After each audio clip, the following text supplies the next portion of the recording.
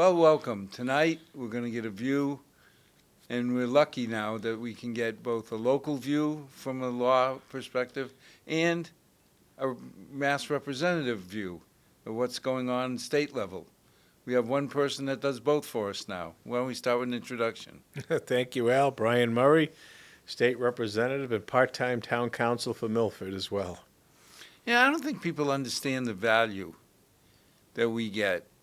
When we had you and Jerry pitching in instead of having just one full time. Yeah, so Jerry's there primarily in the morning, kind of handles, different specific assignments.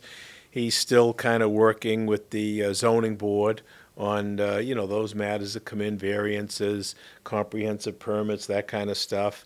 And I'm there for all of the other general stuff that goes on. And there's a multitude of things that come in on a daily basis. So, it's part-time for me, but, 19 hours a week, and, I'm there to, just do whatever. Yeah, but 19 hours a week, when you think of the history that you bring, never mind the, how do I say, the Murray file room? Yes, I brought over all the files, so I have people. Well, the project manager for the new high school project, right? That's working with the committee sends James. Sends me an email saying I'm looking for the plans for the high school field project and who the developer and designer was. And I heard you have that information. I said, I've got the complete file here. So it was Camp Dresser and McGee. I have all of their plans. Whatever you need, just let me know. And that, previously was at my law office. And when I made the move, I brought it over here to Town Hall where it belongs. So it's funny how, things kind of wind up. Well, we're lucky you took it on yourself to have those files because you had no legal obligation to do that. That's true. I mean, I've got the original specs to the senior center. The youth center, we're still involved in that project. I have that complete file, the field project, Draper Park. So, yeah, I've got all of those records and files, and now they're, in the town's legal office where they'll stay long after I'm gone. Well, that's what I was going to ask. Have we fixed the Brian Murray volunteer program for files? Yes, yeah, the files are now there. Because it's great that you did it. Yeah. But somebody who was not as dedicated to the town could have let those files just go away.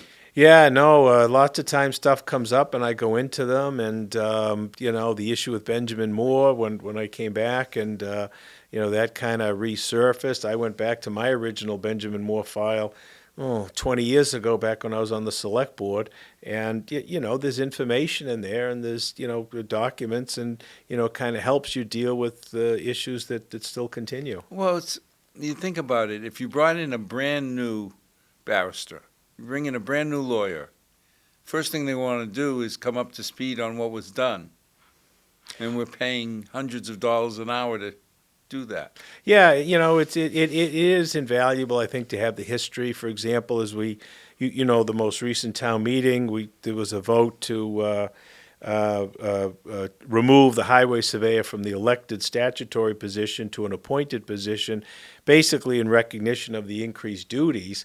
And part of the problem, or a problem that we have in Milford, is really kind of maintenance of the traffic lights. And it's kind of done, through the police department, and no one really remembered that history. You may. I remember when we brought Tom O'Laughlin on board, and it was kind of haphazard. No one was really in charge of it. Maybe the highways, maybe the parks guys, whoever was around. And I remember Tom said, hey, enough of that. We're going to put it right under the police department. And he took care of it very well all during his tenure. With the change in chiefs and the different, lines of leadership, that's kind of changed, and it hasn't really gotten the attention. But that is a function that would go completely under the purview of the new highway surveyor. Not that he would be allowed to do that as currently empowered by statute, but with the special legislation the town meeting voted in favor of, we'll be able to put that in place. But, yeah, I mean, I was the one that remembered the history on that and how we got to where we are. Well, years ago, when we had a very nice young man running for treasurer, and we asked him, "What's your expertise in finance?" None. "What's your history of town government?" None. But he was a really nice guy. But it scared me to think it was $100-some million company that we're putting in the hands of somebody with no experience. Right. Nothing against him. He ended up serving on the town finance committee. He did a great job. Sure, yeah. But that was a blend in.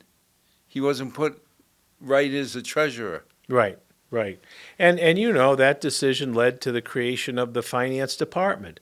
So you have a director of finance. We have a treasurer and collector, you know, a consolidated position. You know, the assessor's office now works closely with the tax collector's office as well as building.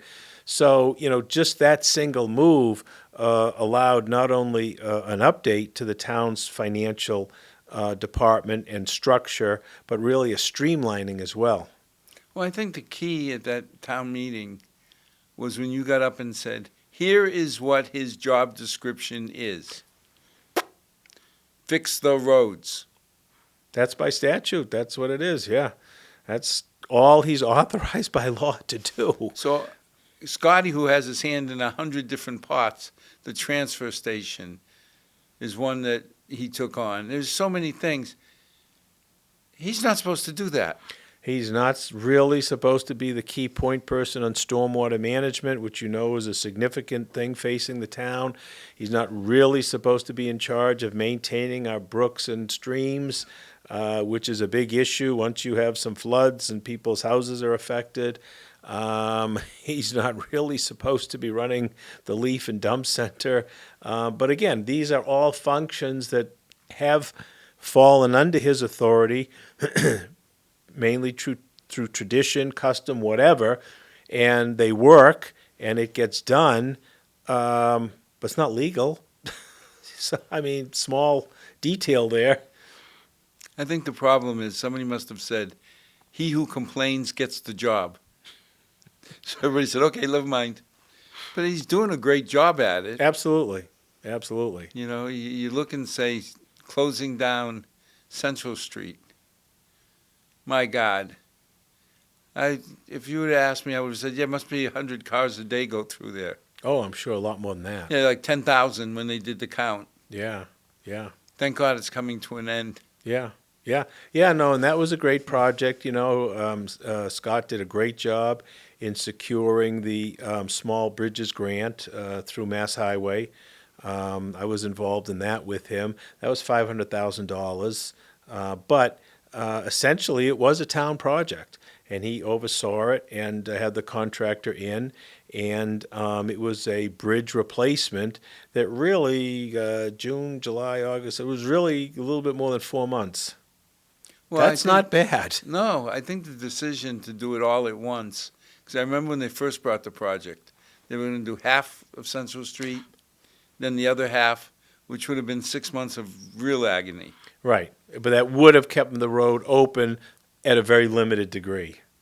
It seems, and it would have cost $250,000 more to do it that way. Right, yeah. So the idea of, okay, it's going to hurt either way.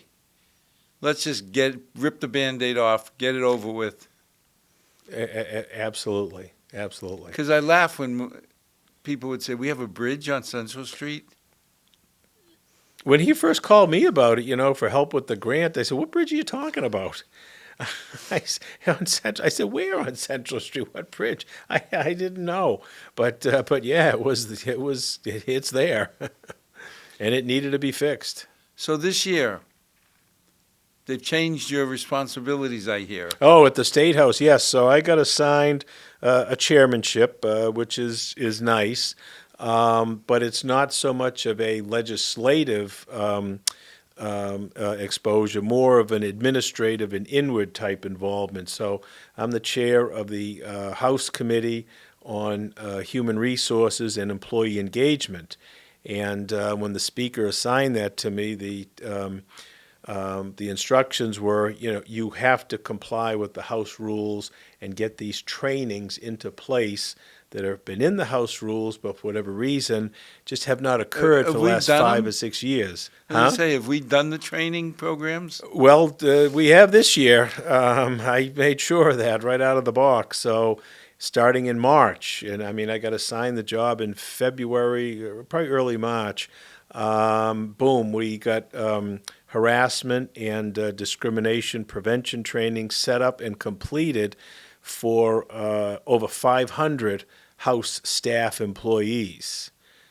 From that point into April, my committee was in charge of running Student Government Day, where high schools from all over the state send student representatives to participate in a government session for the single day. The bill they debated was whether or not cell phones should be banned from high schools. And it lost at the student level. But to see some of those kids and hear their debate, their reasoning was tremendously impressive. But that was an organizational mountain for us to do, to coordinate probably 200 to 300 kids for a single day with their representatives, with their senators, and to put on a debate program in the House chamber, as well as set up tours for the State House and other activities for the advisors and parents who came in as well. From there, we went right into the internship program starting in June and July. It ran for 9 weeks. The State House gets probably between 500 and 600 student interns for the various representatives and senators.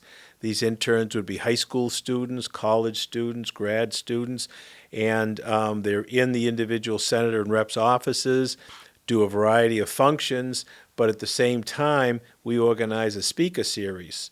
So for 4 days out of every week, we have 2 speakers, one in the morning, one in the afternoon, from a variety of different fields to expose the students to all kinds of things, lobbyists, public officials,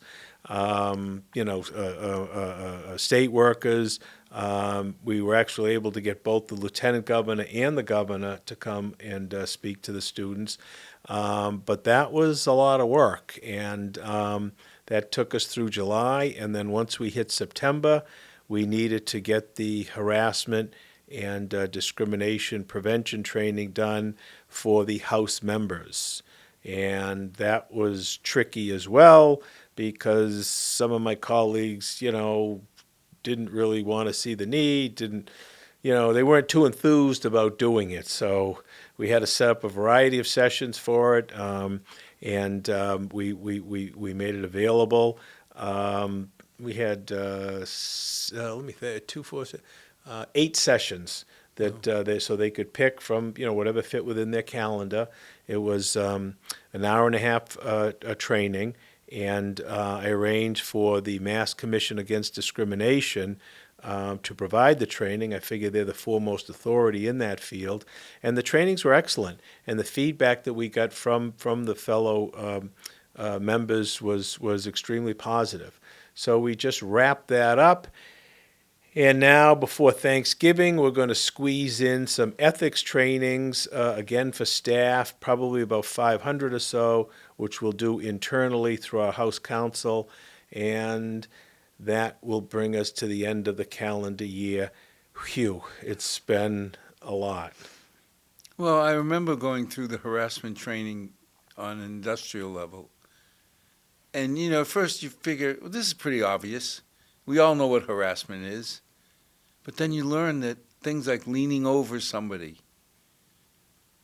They showed an example where one employee was saying, is this number right? And another employee leaned over to see the screen and intimidated the first employee. I would have never thought in my life that was harassment. I mean, you're asking me to do something. I'm doing it, but I got to be more sensitive to the way I am doing it. Yeah, and at the public level, at the state level, it really brings it to kind of a different dynamic. So one of the areas that was covered is what does the member do when the staff person is being harassed or threatened by a member of the public.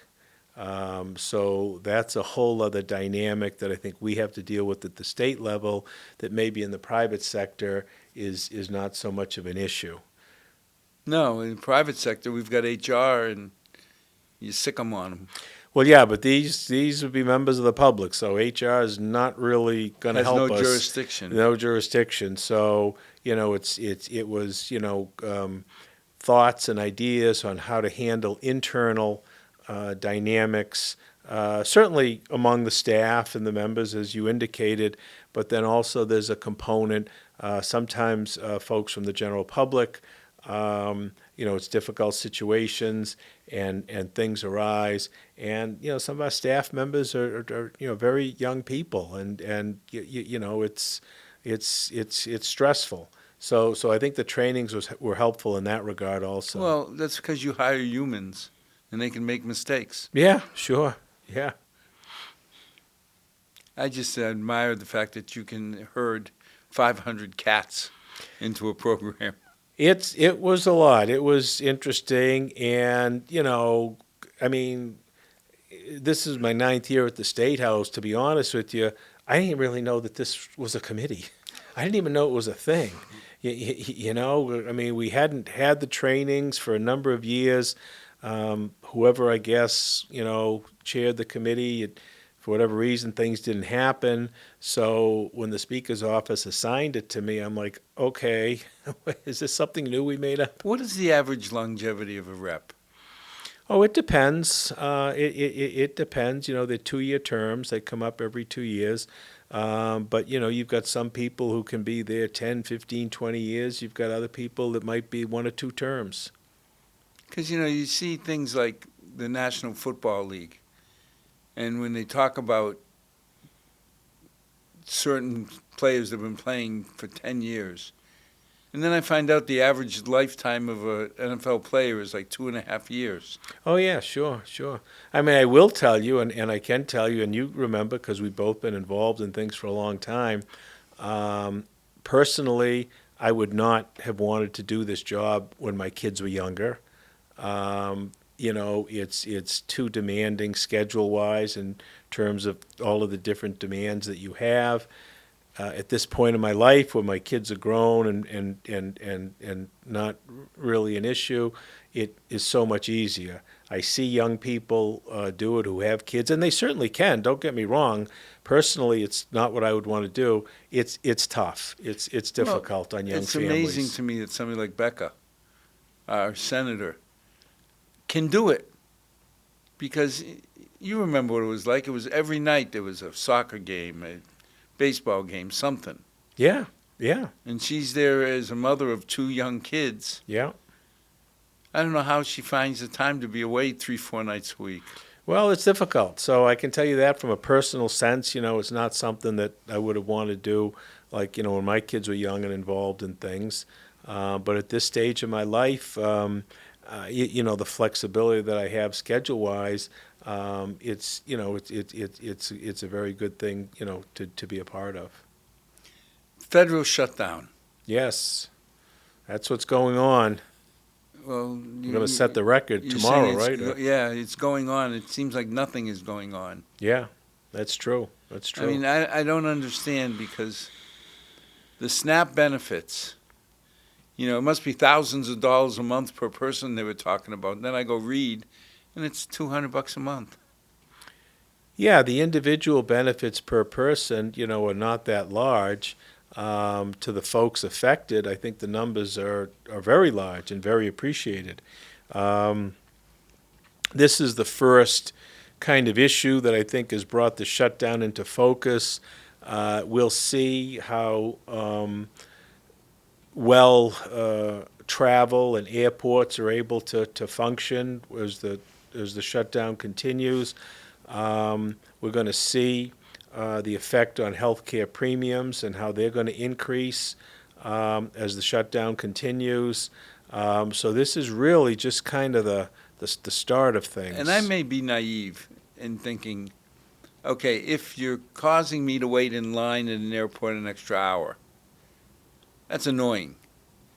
But when they said the average SNAP benefit is like $250, and that affects people's ability to feed their kids, that one I'm having a hard time dealing with. Yeah, it's horrible. It's horrible. And it's going to be just as horrible when, health insurance premiums kick up as dramatically as they're projected to do that once the Republicans stop the subsidies on the Affordable Care program. That's going to force people to make even tougher decisions. So it's just a very unfortunate situation that we're in right now. And I'm not real sure, how we get out of this thing. Well, it doesn't seem like either side is even trying to negotiate. Well, I mean, the side to negotiate really are the Republicans. They have the majority. They have the numbers. The Democrats have said we'll be glad to vote for a continuing resolution to keep the government running. We want the health care subsidies to stay in place, period. And the president, the Speaker of the House, have just basically ignored that. So that's where the rub is. Well, they can ignore the Democrats, but I think I read where 2 federal judges have ordered the administration to start using contingency money to pay for SNAP. Yep. The courts have been the best system to try to kind of restore the democracy. Certainly Congress has not. And there's a multi-billion-dollar contingency fund available to the president, available to the federal government, available to the administration to continue to issue SNAP benefits when something like this comes up, and they had refused to do that. That's why, and I'm very proud of our Attorney General, Andrea Campbell, who I think initiated the 25-state lawsuit against the federal government to force them, to compel them to comply with the contingency fund disbursements. But isn't that what the contingency fund is in place for? Exactly. That's exactly what it's there for. So how do you ignore a federal judge? Well, from what I understand, the Trump administration, I guess, is somewhat complying with it, indicating that they think today, yesterday, They're going to pay half? They're going to pay half. So we'll have to see how that plays out in court, whether or not the states will go forward and ask for further clarity on the decision. Who knows? But, that decision is playing out in the courtroom setting. And please don't take it as trite, but $100? We're arguing this about somebody's family getting $100? What do they do with the $100? You can't go to McDonald's. No, it's really beyond comprehension that this country, with the wealth that we have, is falling into the situation that we are. The wealth disparity, the increase of these billionaires at the expense of really the working class, it's just getting worse and worse. But what's the road to get out of this mess? If I knew the answer to that, I'd be sitting in a lot. I mean, I'm sitting here. We've got to start. We've got to start at home and just build on that. I was in the car listening to the fact that we're more than likely to elect a socialist for the biggest city of the country. How does that work? Well, I mean, when you look at Mandani and his policies, I think what he's talking about is resonating with people. He's talking about, free transportation service in the city, free buses so that folks, can get around that way. He's talking about keeping rents lowered. He's talking about putting a tax on wealth within the city to try to generate money from the very wealthy to pay for some of these programs. So I think, and obviously I'm not in New York City and not really, I'm really on the outside looking in, it appears that some of these things that he's talking about have resonated with people, and I think that's partly attributable to the success that he's looking at. Well, I can imagine if you're hurting for money and somebody comes in and says, I'm going to give you free this, free that. Sure, sounds good. But how do you pay for it? Well, like I said, I know he's proposing a tax on the wealthy, so he's looking to generate income and resources that way. I don't know that he's looking to totally provide free housing. I know he's looking for rent stabilization type controls, which again, you're getting real estate that's being bought up by these multi-billionaire investment companies, these equity companies. The mom and pop landlord is becoming non-existent. That's driving up costs. So he's looking to try to get to the root, I think, of some of these major problems. And I think, that some of the things he's talking about are appealing to people, and that's Well, it reminds what me it's of- going. I remember when Margaret Thatcher said socialism is the best form of government known until you run out of other people's money. Well, I mean, socialism, and of course that's the big word to toss out there, and everybody gets creeped out about it. But when you talk about Medicaid, that's socialism. When you talk about Medicare, that's socialism.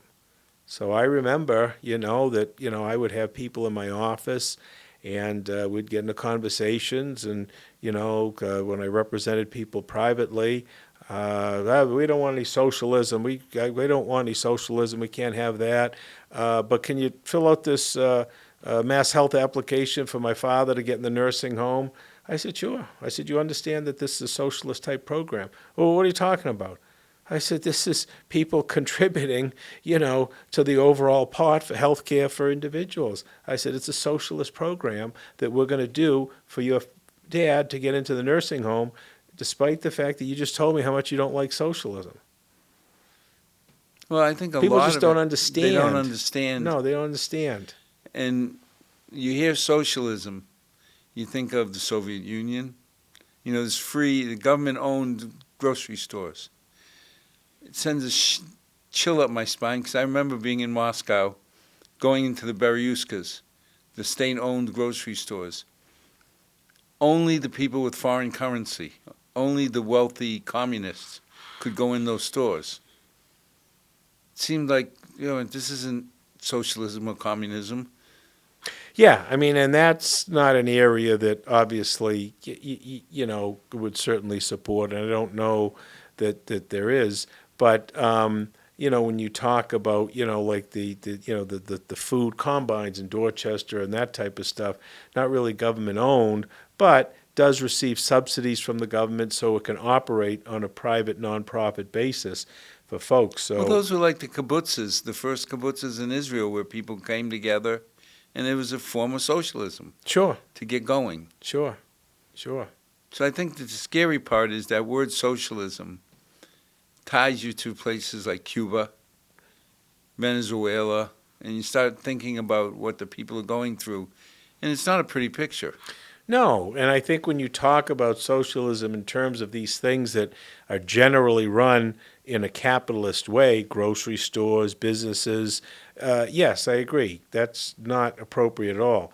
When you look at areas that should exclusively be, to me, nonprofit and not profit-driven at all, i.e. healthcare, socialism makes a whole lot of sense.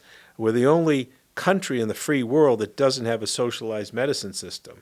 My daughter and husband and family, they live in London. They've had 2 children there. They've gone through the state health care, the socialized medicine, and she said it's head and shoulders above what we have here with the problems we have here. We have a profit-driven industry. You have, Stewart Hospital, 9 hospitals in Massachusetts going bankrupt because it was a for-profit company that had them. So I think folks need to realize and really get beyond the word socialism and look to the individual service that you might be looking to deliver and whether or not it might be better to have it done in a nonprofit socialist way as opposed to capitalistic way. I don't know how anyone could go into the healthcare industry looking to make a profit. You come in, well, I'm sorry, Al, I can't treat your arm. I can't make enough money on fixing your arm, you know? Well, that came up with, I mean, it hit a peak when you started talking about the orphan drug law. There were drugs that were finished, not approved, but ready to be approved, that the lawyers, came into the pharmaceutical industry and said, don't release that product. The liability could be so high, it could bankrupt us. And you can only serve 100,000 people a year. It's not worth it.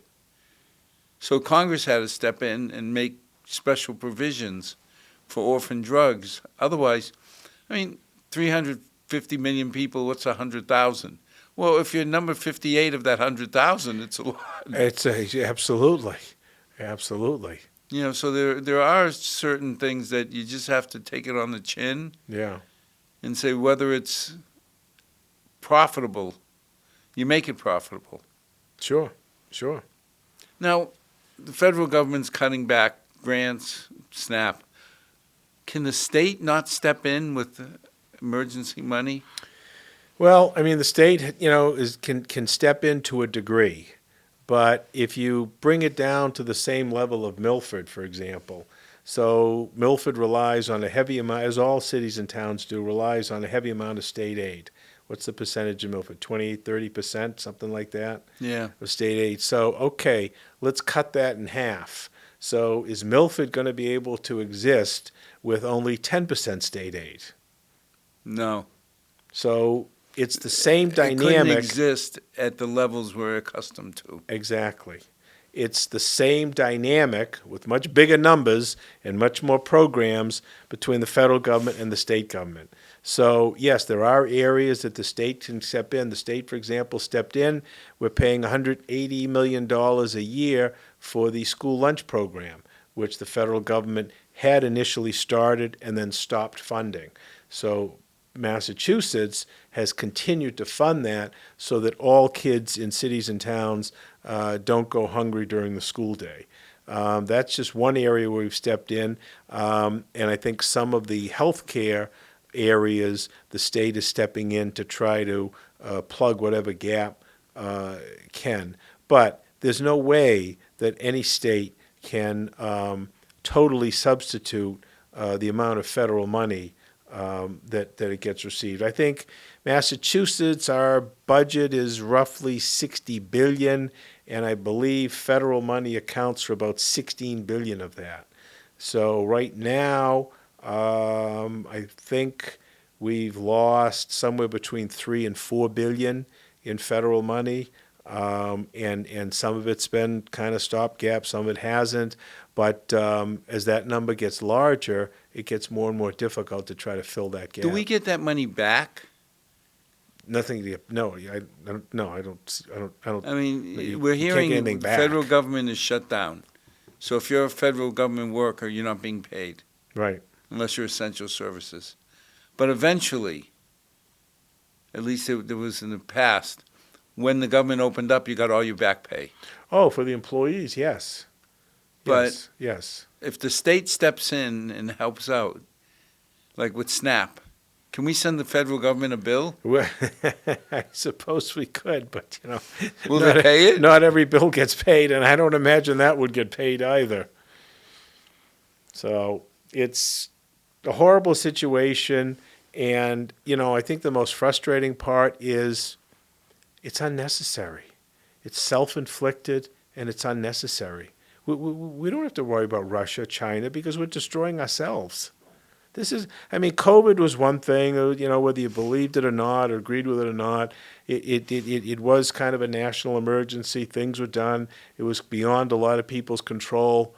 There's no emergency here. This is all self-inflicted. It's putting this country in a horrible, unnecessary position. Well, it's not like the new fiscal year was a surprise. Everybody knew it comes October 1st. Why do we wait till the last minute to start arguing over whether the government should be open or not? Well, the problem with the inability of Congress, I mean, I'm sure you're aware, for years we haven't had a federal budget. Right.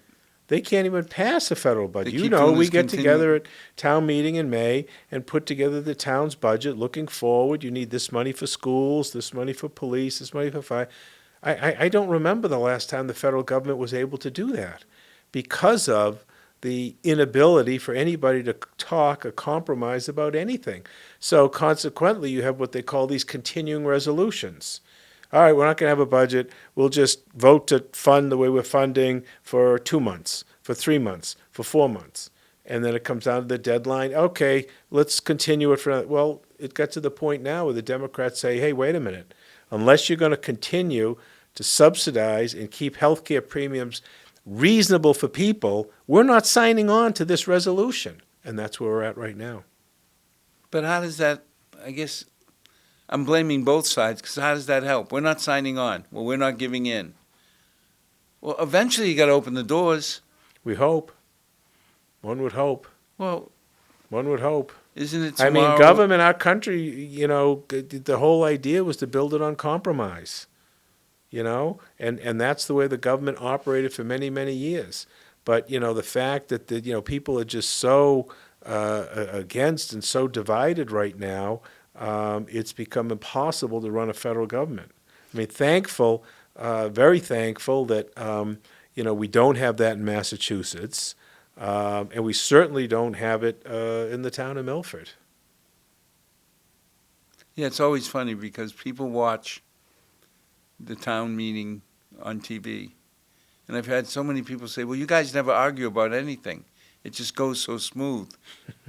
And I laugh. I say, you haven't been at the subcommittee meeting. That's right, exactly. You know, I mean, what's this, 16 years in a row we've had a surplus in Milford? Yeah, knock on wood. Knock on wood, be 17. But, you know, you think about it, people come together. And, you know, we start, well, we got a month and a half before it starts, where the school committee will come in and say, we need $1 billion increase. Yeah, yeah. And the yeah. finance committee will come in and say, we have no money, we're destitute. Right, right. We both bang our chests and make noises. And then you sit there and say, okay, what can we really afford? Yeah. Yeah, and I mean, I think in a lot of ways that's the way government's supposed to work. You know, I mean, you come together, there's different ideas, different thoughts. It's a process of discussion, but, you know, that's unfortunately, that's been lost along the way. Young Joe Kennedy came on the show a number of times, and one of the things he said that impressed me is he said, I have to work with farmers who need soybean legislation. And I looked and I said, we have soybeans in Massachusetts? He goes, no, but someday I'm going to need the support of the representatives who represent these soybean producers. Sure. And it hit me, it's saying, yeah, that's the whole plan, it's compromise. Yeah. Yeah, it's compromise, it's working together to try to get forward on a goal, and being able to talk to the other side and suggest, and that's totally lost at the federal level. Yeah, it seems like no matter what, if Trump says right, they go left. If the Democrats say left, Trump goes right. Well, I mean, I think what's more akin is Trump says right, and all the Republicans go right. And God forbid anyone wants to go left. And that's what's happened. So that's the dynamic that we're in right now. You have a Congress that is totally subservient to him. You have a Supreme Court that have totally ceded their powers to the president. And you've got an administration that, I mean, just on the tariffs alone, is extremely fickle, deal with them on a personalized basis. Someone in Canada, some company did some kind of TV ad that Trump didn't like. Oh, tariffs are up. It was the province. Province, you know. I mean, that's no way to run a government. That's ridiculous. That's the world we're in. But yet, somehow, he gets stuff done. I don't know what he does get done. Well, you got the rare earth ban lifted. Okay, yeah. He got China to buy soybeans again. Well, which of course, it was because of him that they stopped buying soybeans. So he caused the problem. There was no any trade problems with China until he came in and hit them with all these tariffs. And then they went down to Argentina and bought the soybeans, which hurt the American farmer. So now he's gone back and made some kind of deal to restore things the way they were before with China buying the soybeans. So, yeah, he creates the problem, and then it works its way out, and people look at it as a big accomplishment. But it's just, I don't know. I just see it as just a really bad I heard bad situation. rumblings that Trump was looking at Massachusetts as a target for the National Guard. He may, but I don't think that that's what he wants to do. I think he would probably be looking to go to some soft targets because he wants to try to build this up and get this as kind of something that the people in the country are used to. Because he really wants to have this authoritarian government. So now he's going to probably go to some friendly states where they'll welcome the National Guard to come in. He's able to do it in D.C. Because of that. But they have no state government. They have no state government. They're governed by Congress, so that was kind of a no-brainer for him. If he comes into Massachusetts, he knows that he's going to have a huge legal fight on his hands, and I don't know that he wants to engage the court system to be looking at that particular law that he's using that closely. So I would be surprised if that would happen. Now, again, maybe my lack of knowledge, but doesn't the National Guard report to the state governor? Well, they do, but then there's all kinds of these cloudy areas, national emergency, and that kind of stuff. So that's the kind of an issue that would get dissected in a legal case and broken down and analyzed. And I think once that gets done, he loses. And I think ultimately his people know that, so he's not going to take on that battle right away. I think he's going to look to try to normalize this activity as much as he can by hitting some friendly states, some states that, he's not going to get disagreement, and then kind of, see where that takes them. Yeah, but it didn't sound like it when he picked on Oregon. I mean, if you talk about a friendly state, you wouldn't pick Oregon as friendly to Trump. No, I know. Oregon and the California, but, you had the thing of the national disaster or whatever it was, national emergency. So he'll pick and choose those spots, but I can tell you that, Massachusetts would give a much richer and hardier battle than Oregon would. I guess the problem I would have is, what are you trying to solve by bringing the National Guard to Massachusetts? I mean, yeah. In Boston, my daughter lives in Boston. We go out to dinner in Boston. I'm not fearful of my life. No, it's... Maybe I'm not going into the places that I should be, but... Well, I went down to D.C. to see my son a few weekends ago, and I asked him about the National Guard, and he said, yeah, they're around. He said, but they don't go to any of the areas where there's any of the problems, and, they're kind of standing around. They don't have guns. They look like they're just, guys working, and gals, working on details or whatever, but it's not like, I didn't see any of the heavy SWAT type, military, guns The and National armor. Guard doesn't have guns? None of the ones that I saw that were down there. So what do? Yell at, hey, you're being bad, stop it? They walking around in their camouflage uniforms. I didn't see any weapons on the ones that I saw. We were down there Columbus Day weekend, so 3 days, Saturday, Sunday, Monday. We went downtown, a number of different locations. We didn't go to any of the tourist areas, the Washington Monument or anything like that, but we were in the downtown area, and I didn't see anything like that.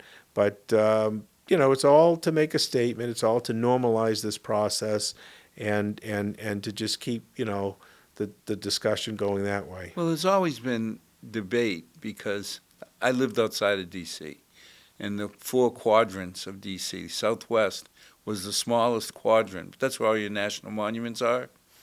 And there were more police guarding Southwest than the other 3 quadrants put together.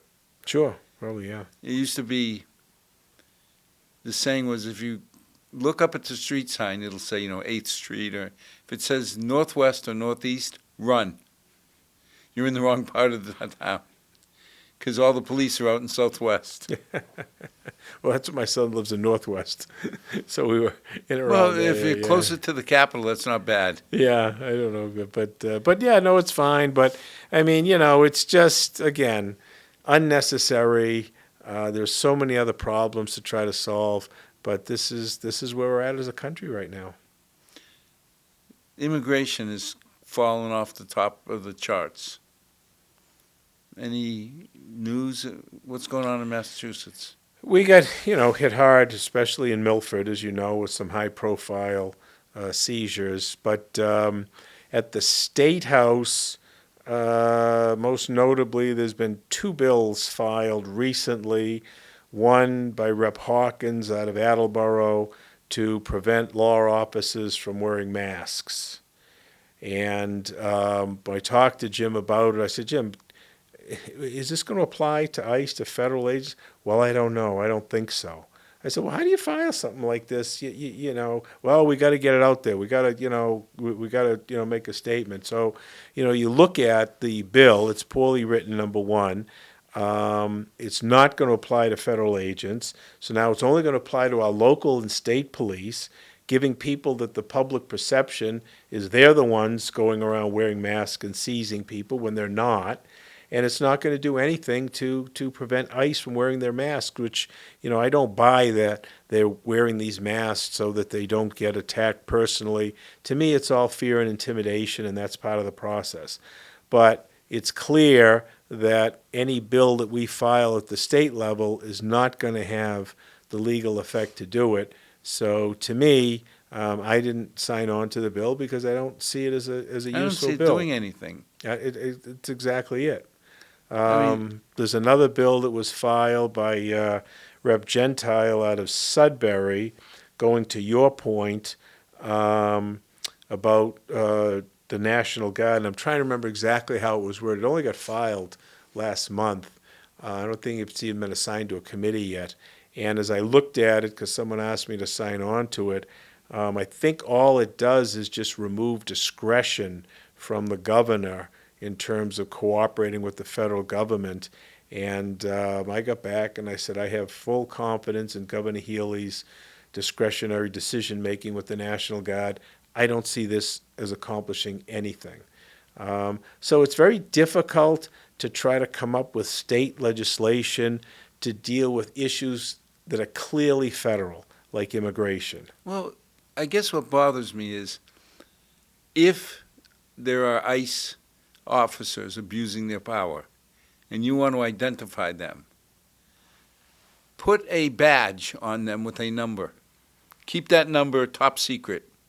So that eliminates the doxing, the ICE officers saying, I'm scared to death that somebody's going to see my face, look me up, and attack me at the house. End of story. Yeah, we have police every day that go out and put their lives in jeopardy, trying to protect all of us. And they don't wear masks. And they live right in the state, right in our communities. They're not fearful for people looking them up and attacking them. So to me, that whole idea about masking to protect them from whatever's going to happen, I think that's a false narrative.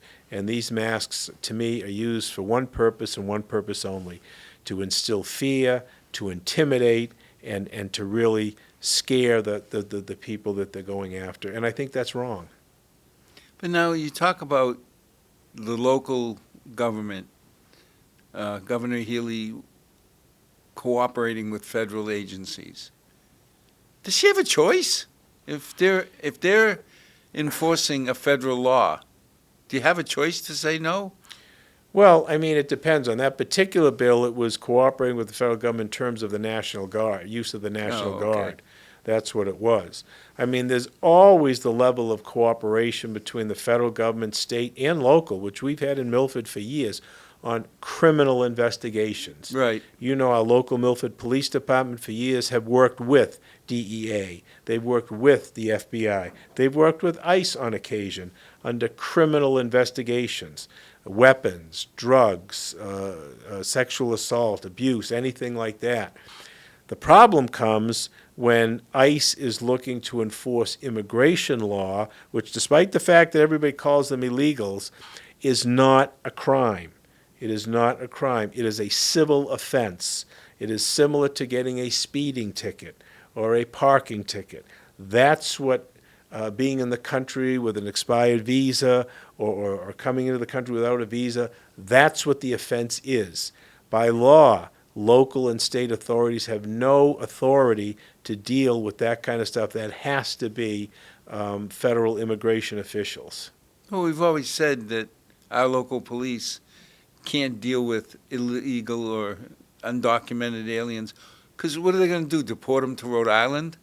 No, they have no authority unless there's a crime committed. Well, then, So a drunk driving, for example, and I know some people have questioned that. Well, I'm sorry, that's a crime, and it can be a very serious and dangerous crime. So, people that, get arrested and stopped for that, yes, the Milford police are involved in that. And whenever anybody gets arrested and booked at the station, notice goes out to state and federal authorities about the arrested person. So if there's any outstanding warrants or if ICE has a detain or anything like that, that happens as a matter of course. but Robbie's arresting them for committing a crime, Absolutely. not because they're citizens, non-citizens, Correct. Martians, whatever. Exactly. And that occurs and that continues to occur. And I don't know anybody that disagrees with that. I think the confusion develops when the federal government is looking for the state and local government, because they don't have the resources to do everything that the president wants. They're looking to the state and local government to enforce their civil immigration laws, which in Massachusetts, under the Lund decision, we can't do. Yeah, but that should have nothing to do with local law enforcement anyway. Precisely. I Huh. agree. Because when the first time I asked Robbie, our police chief, I said, the word is that ICE is hanging around the churches and picking off people who look like immigrants. What happened the other night? He said, we were involved with ICE, and they came in with warrants for specific people. Criminals with warrants, and those were the only ones picked up. That sounds fine to me. Absolutely. If there's a criminal offense, that needs to be investigated. That needs the cooperation of local, state, and federal authorities, depending upon the situation. And that's, Governor Healy is 110% on board with that. But I don't think that message comes across. No, it doesn't. It doesn't at all. You're absolutely right. Different people have different agendas, and news circulation, that's a whole different story. You don't have the local papers anymore. You don't even have, the major papers anymore. You don't have the media. Consequently, folks get their news on Facebook or Instagram, and it's not really news. It's different variations of folks' opinions. Well, a lot of times, too, you sit there and say, I don't know if I can believe this. Mm. When it comes up on Facebook. How do you know that's been tested? How do you know it's true? Exactly. That's the big difficulty we have in society right now. The loss of the objective, qualified, professional press has contributed greatly, I think, to the situation that we face right now. So what are the big challenges you see coming up in the next 3 months? As to what, for State the state? government. I think the big thing really is going to be to try to look forward to the budget. So generally, the revenue projection hearings start in December, and the state, the administration, the Senate, the House get together and try to anticipate what we're looking at for revenue coming into, oh my gosh, where are we, FY '27, can that be right? Oh my gosh. And then from there, they build a budget around that. After the first of the year, well, let me backtrack a little bit. We're probably in a race right now to get as much legislation to the floor as we can. Generally, we'll go right up to Thanksgiving. There'll be kind of a lull between Thanksgiving and Christmas, which doesn't necessarily mean nothing gets done, but it's not really a formal type basis. So there'll be a lot of committee work, bills will work kind of behind the scenes, go through the process that way. Come the first of the year, the formal sessions will start again. We'll get into the budget in March. But then it'll be the second year of the legislative session, so it'll be hot and heavy to pass some of the major pieces of legislation after the first of the year. Any inkling on how the budget looks so far? So far this year, FY '26, we're tracking well in terms of budget, in terms of revenue projections and tax collections. So Well, that's good news. that is good news. That is good news. Considering the changes in the economy, the answer is, so far so good. But things can happen in a hurry. So, but as it tracks right now, it's still early, right? So you're from July to October. What's that? The 3 months. 3 months, 4 months. Yeah. So it's like the first quarter. But we've had years where we were already sounding warning bells at this Right. time. Right. So glad to hear it's quiet. Right. Yeah. Well, thank you for joining us. Thank you for having me. And to our 6 loyal viewers, thanks for joining. Get to know what's happening. And a lot of the issues that we face are because people don't understand. You read, let's face it, if you want to sell newspapers, a headline that says police are doing their job, the government is working, doesn't sell newspapers. So too many times things are sensationalized, and that can get us into a whole heap of interesting situations. So thanks again, good night, may God bless, and may tomorrow be a better night than tonight.